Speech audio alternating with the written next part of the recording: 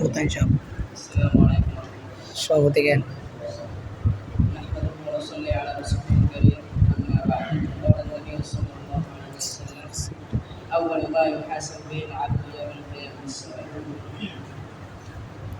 সর্বপ্রথম শুকরিয়া আদায় করছি মহান আল্লাহ তাআলার নামে যিনি আমাদেরকে আজকে এই আল ফালাহ ফাউন্ডেশনের সদস্য সম্মেলন অংশগ্রহণ করার তৌফিক দান করেছেন।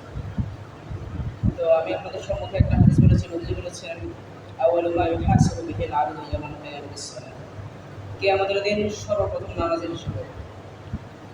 তো এখানে কথা হচ্ছে নামাজ তো আমাদেরকে পড়া লাগবে, সবাইকে নামাজ পড়া লাগবে, নামাজ হচ্ছে ফরজ।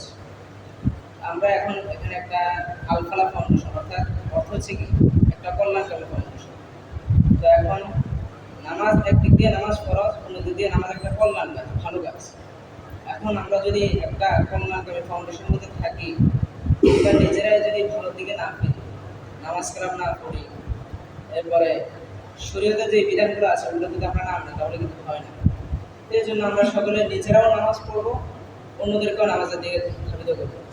এখানে আল ফালাহ ফাউন্ডেশনের উপকার আছে। আপনি একজনকে গেলেন, সে কিন্তু নামাজ পড়ে না, কালাম পড়ে না, এমনকি সে অশ্লীল কাজে আছে। যখন আপনি তাকে আস্তে আস্তে দাওয়াত দিয়ে নামাজের দিকে ফিরাইবেন, যখন সে আস্তে আস্তে নামাজ পড়বে, নামাজের দিকে ধাবিত হবে, তখন ইনশাআল্লাহ তার মনে ভালো কাজগুলো আসবে ইনশাআল্লাহ। এই জন্য সবাইকে বলবো নামাজের দাওয়াত দিবে, আস্তে আস্তে নামাজের দাওয়াত দিতে এক পর্যায়ে আমরা তাদেরকে এটাও বলবো যে আমরা আসলে সৎ কাজের জন্য, মানুষের সহযোগের জন্য, এমনকি যেন শরীয়ত অনুযায়ী যে সমস্ত কাজ ওগুলোর জন্য করা যায়, এবং শরীয়ত বিরোধী যে সমস্ত কাজ ওগুলোর জন্য নিষেধ করা যায়। এই জন্য আমরা তাদেরকে বুঝাইবো, বুঝানোর পরে ইনশাআল্লাহ তারা নামাজ পড়ছে, নামাজের দিক দিয়ে তারা যখন দিলটা পরিষ্কার হয়ে যাবে, তখন তাদের দিল এটাও আসবে যে আমরা একটা ন্যায় বিচারক, ন্যায় পরায়ণ একটা বাদশা চাই, এবং কি সমাজে ন্যায় বিচার চাই। এই সমস্ত দিকে সবাই অবশ্যই ইনশাআল্লাহ।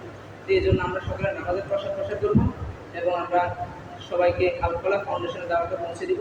স্কুলে অনেকে আছে, স্কুলে দাওয়াত পৌঁছে, এলাকায় যারা আছে তাদেরকে দাওয়াত পৌঁছে। এই জন্য আমি